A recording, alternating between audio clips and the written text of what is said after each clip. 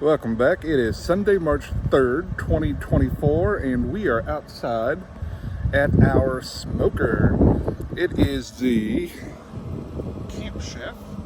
This is a 36-inch Woodwind Pro. With that, it's got the additional smoke pot here, and it is a phenomenal smoker. We just turned her on. Temp is currently at about 103. I have it set on high. We're doing kind of a burn off real quick. Just did a quick clean because this is one of the first smokes of the year.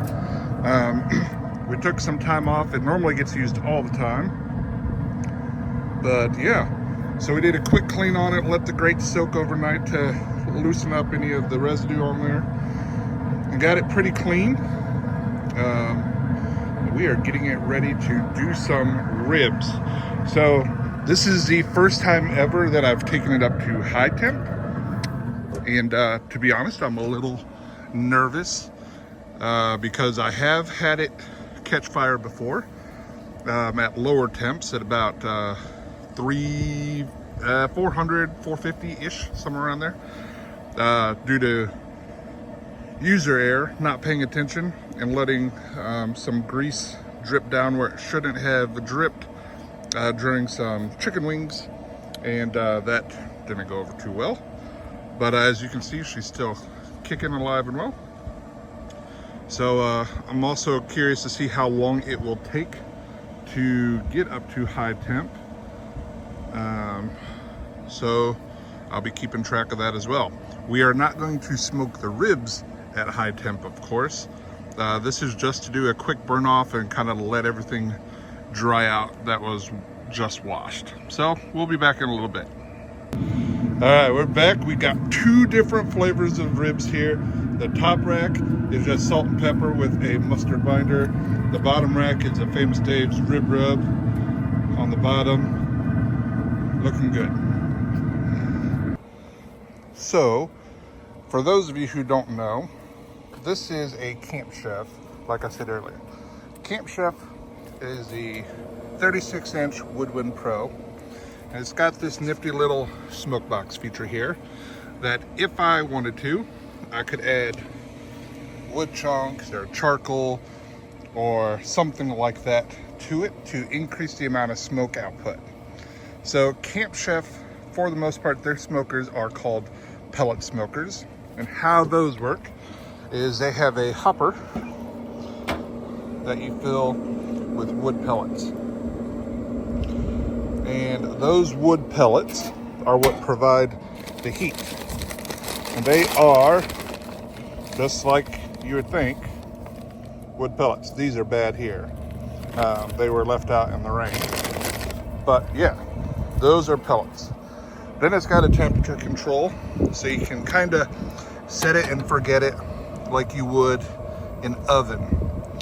What most people don't know is that an oven, when you set the temperature, it does not stay at the temperature you set it at. It will ramp the temperature up above whatever temp you have, and then let it kind of drop back down below, and it'll cycle above and below the temp you have set.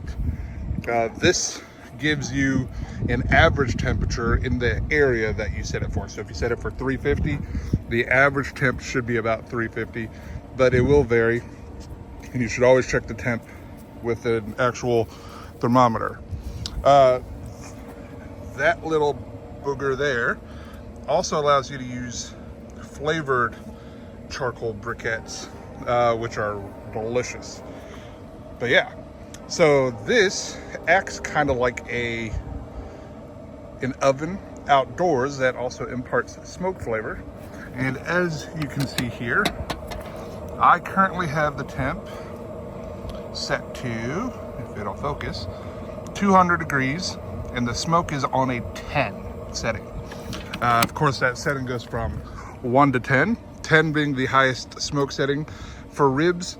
For our taste, we have decided we do not really need much more smoke than that, because it's a long time in the smoker, about 4 to 6 hours depending on the rack and the temperature and all that good stuff.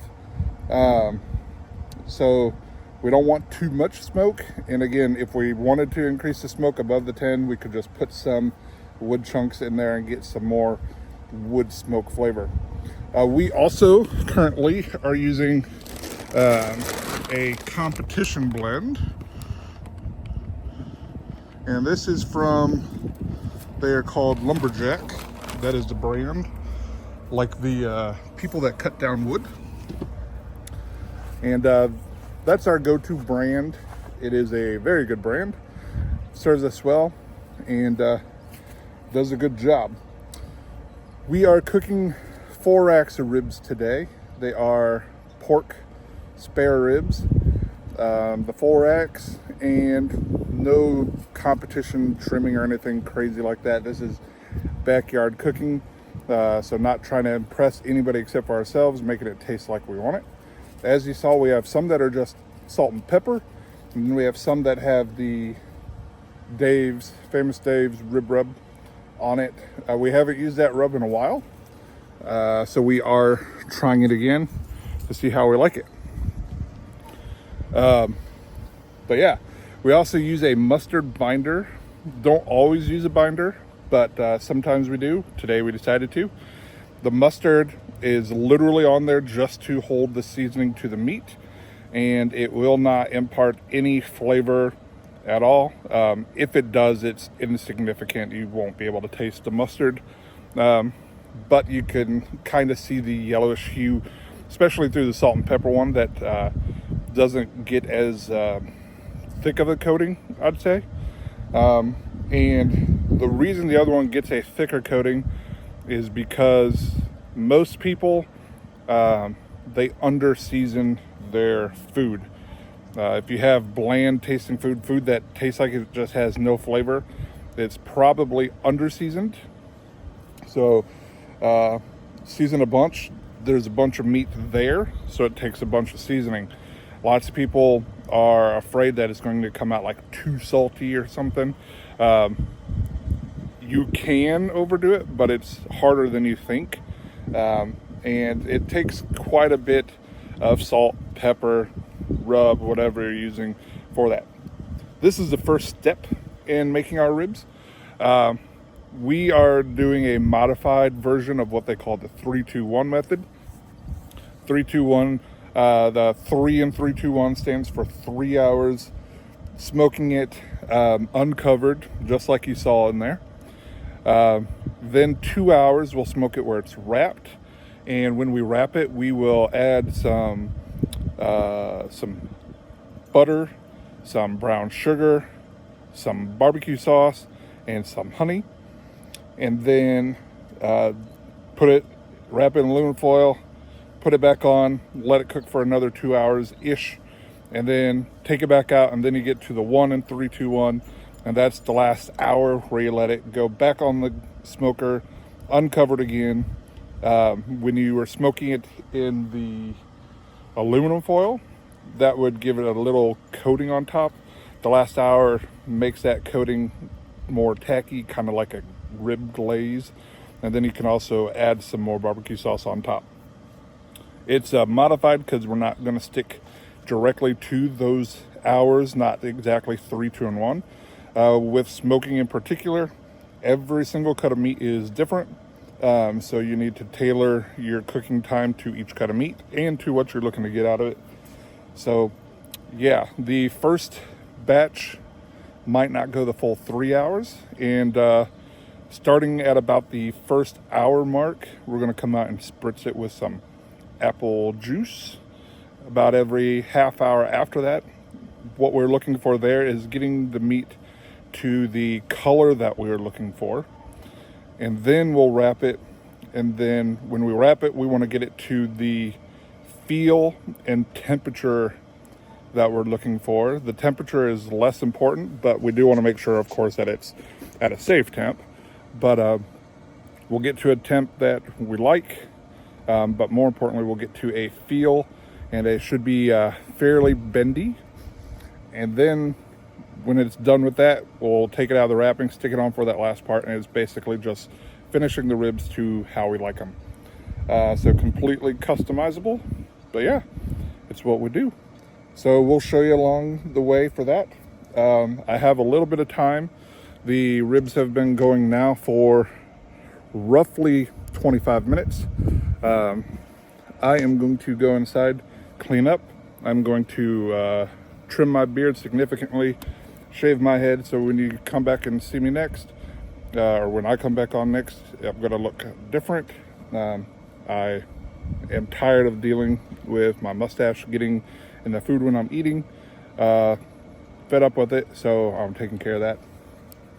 And besides, I look a little bit more presentable, so that's a good thing. But yeah, we'll come back out. Honestly, we wouldn't have to check on the ribs for 2.5 hours if we didn't want to, but we're gonna just come out, like I said, at about that 1 hour mark to start spritzing about every half hour. That will add a little bit of sweetness, but that also adds some sugar to that outside edge, which will start to slowly caramelize over time, giving us a little bit more depth of flavor, and it'll also help keep the meat nice and juicy. Not that we'd have a problem with juiciness anyways right now. It does a fairly good job on that. But we'll check back in a little bit and I'll show you how the ribs are doing when we go to spritz them. All right, it is a little more than an hour after we started. Time to check on these ribs a little bit. And you can see they are getting some red color to them, which is what we're looking for there as well.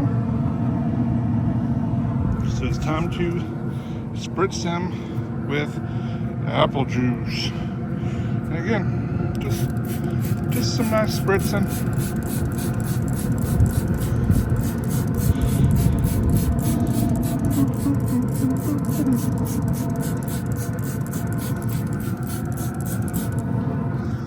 Perfect.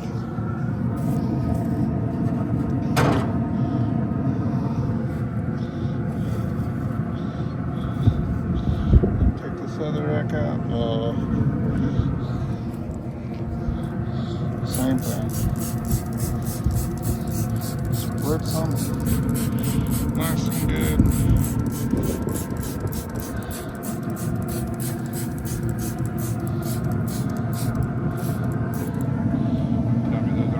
Good.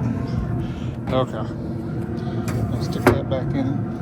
That was hot. I don't recommend using your bare hands to do that. That was stupid. All right. We'll come back out in about another hour and check them again. All right. We are back at the 2 hour mark. And as you can see, they are getting better and better in color. But they're also starting to get a little dry. You can see here, the bone is starting to get exposed right there. That's called pullback. That's what we're looking for. This will be the second time I'm spritzing. I know earlier I said about every half hour after the first hour, but I skipped the last one because I was busy making cornbread to go along with it. So we're going to go ahead and spritz now.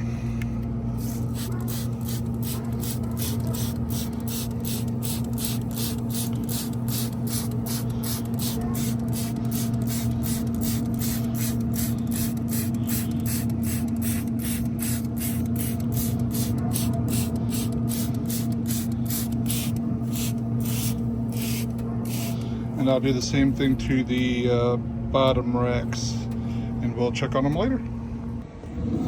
All right, we just finished wrapping the ribs.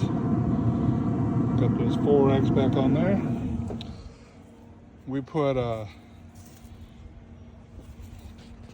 Parquet squeeze, the only butter you can use on ribs. Some brown sugar, as Malcolm Reed likes to say, some honey for the money, and then barbecue sauce. Wrap them, put them in the smoker.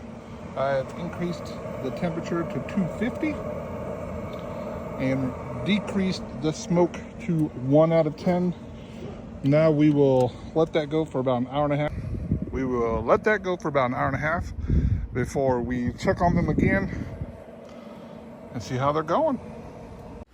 And as these pictures go, you'll see what the ending products look like. The ribs turned out amazing. We also had some desserts,